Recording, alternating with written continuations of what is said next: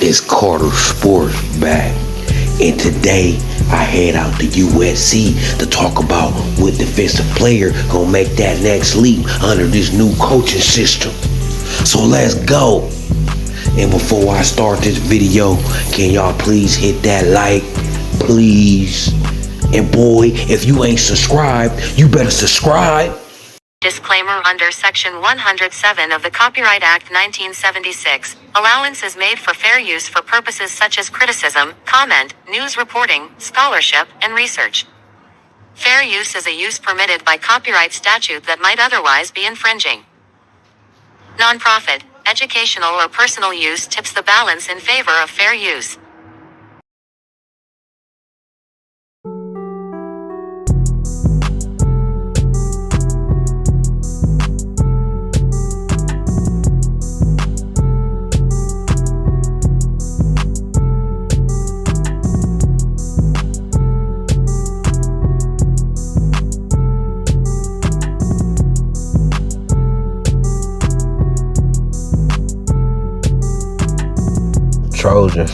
Trojan fans, it's your boy Carter Sports, and I'm sitting here thinking and dreaming about USC football. You know what I'm saying? I'm California Trojan dreaming, and I was thinking about this defensive staff like we all been doing, and I was thinking out of the players we got on the team from last year that seem to be coming back this year, which one and how many of them is gonna break out this season or make that leap, you know what I'm saying, to the next level in their game.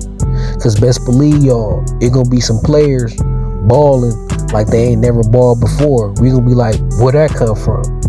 And that's like similar to the bowl game, just like exerting Alex Grinch out and having them kids preparing, Taylor Mays getting them kids tackling certain players against Louisville. We was like, where that come from, right? So I'm guaranteed we gonna see a lot of more where that come from. And that was before Coach Henny came, you know what I'm saying? So I feel like we gonna see a lot of more where did that come from these players. So I feel like a lot of players gonna balling out. First two that came to mind, I think gonna make a leap in that game or breakout or whatever you wanna call it. Start seeing their potential. First one up, Anthony Lucas. And the second one I thought of was Rayjon Davis. Now, Rayjon, any true Trojan fan, know that's an easy one, right? We know the favoritism Alex Grinch was playing. We know who should have been playing and wasn't playing. You know, we know most of the time out there it should have been EG and Rayjon. You know what I'm saying? Then Mason Cobb, he came. I can say Mason Cobb got better as the season went along. I felt like he finished off strong. Right, but it was politics going on, and it was bad for the locker room, and it was bad for chemistry. See, what people don't understand is when we the fans was out here arguing and talking about how we need to fire Alex Grinch or not, that was creating toxic locker room. Not us arguing about it, but if we feel a certain way, what you think the players feel? Especially, you know, a lot of players is confident, so a lot of players who ain't playing as much as other players, when the defense getting whooped, they thinking like, man, they getting whooped because they got me on the bench and whoop-de-whoop on the bench and this player on the bench, like, you know what I'm saying? So it was a toxic locker room. You know, we really never had a chance to really build no chemistry, real synergy, because our players feel like it wasn't fair. It was a politic game. So our defense last year performed as 11 individuals, not 11 collective players. You feel me? That it wasn't a team on defense because of the favoritism that destroyed the locker room, right? And Rayjon Davis is one of them players that fall in that category of should have been playing but wasn't playing. And I feel like just him getting snaps, I'm really confident. I know he gonna play more than he did last year. I really am. With our linebackers returning, I'm pretty sure Rayjon Davis gonna get on that field. They're gonna see that talent. Like, he a great athlete. He the type of linebacker you need to see in this day of college football. He can run. He's physical. He can play against the run, going downhill or sideline to sideline. He could rush the quarterback. He could drop back in coverage. he one of them virtual linebackers that Deanton Lynn ain't got to sub out in situations. You know what I'm saying?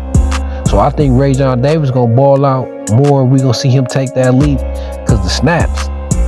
And the more snaps he get, the more the game is gonna continue to slow him down. He been in college a while. Like, I feel like he could really come out and dominate. I feel like he could have a one great season good enough to put him in the NFL draft first 2 rounds. Like, Rayjon Davis was a 5-star coming out of high school. And he still got that talent he possessed. He's still a benefactor. He's still how I want to say this, a positive factor. He's still more athletic than most. You know what I'm saying? He's a hybrid. He's the future type of linebacker. Like, he tier 1 athleticism. You know what I'm saying? So this with the right coaching, Rayjon Davis could be lethal. And Anthony Lucas, another player that's uber talented, didn't do much. I think it was 2 problems wrong what they did with Anthony Lucas. The first problem, Grinch, right? Getting him to drop weight. I recall when Anthony Lucas, when he was at Texas A&M just as a freshman, I think he was like 270, 275. You know what I'm saying?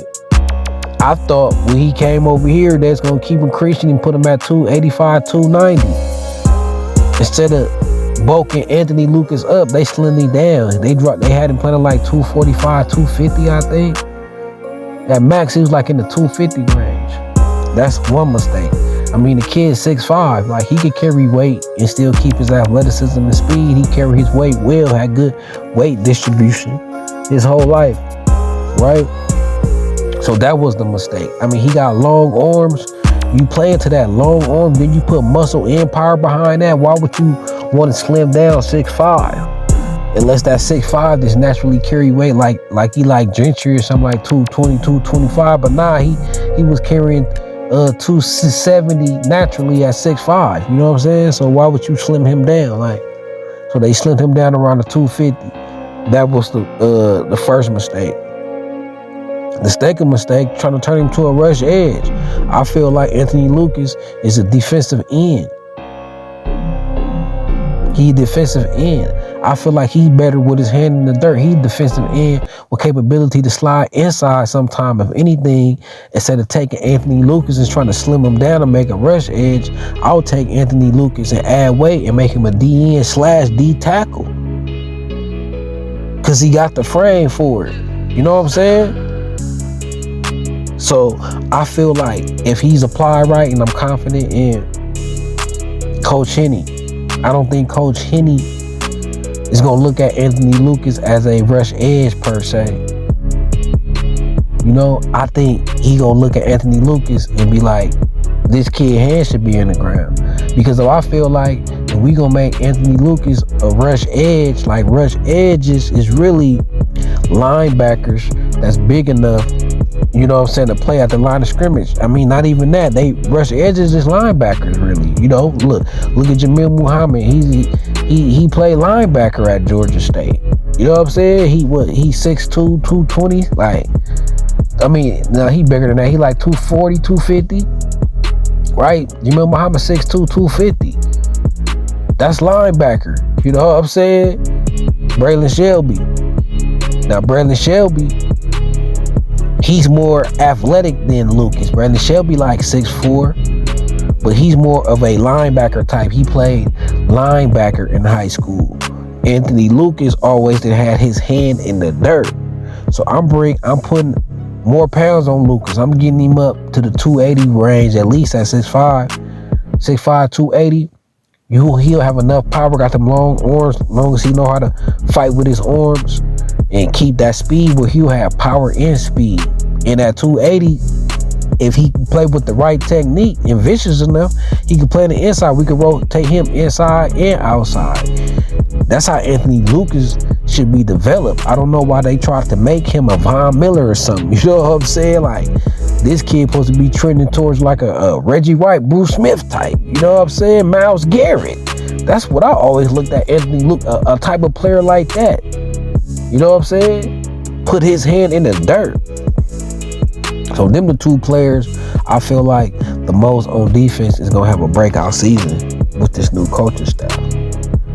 Rayjon Davis Anthony Lucas. And I'm going to say EG too again because EG balls though. EG balls already. He just got hurt. If EG stay healthy, add more weight, I think EG, we gonna see him reach his potential more as well. Because listening to the press conference, I think Matt Ince like EG. You know what I'm saying? Because he's a unicorn, man. I mean, 6'6", like, could run. Ain't got that size. He got a basketball body, but he got a football heart though. So just like Matt Ince was saying, he was like, we need to at least keep him at 220. Like, forget that. Like, I want to see EG at like 235. I think that'd be the right way, and he'll still have his speed and athleticism. And I like the way EG affects the passing game, like especially with D'Anton Lynn. If Eric Gentry, if he can stay on the field, D'Anton Lynn is gonna love him. He's gonna love him because D'Anton Lynn preached that versatility, so he ain't got a sub.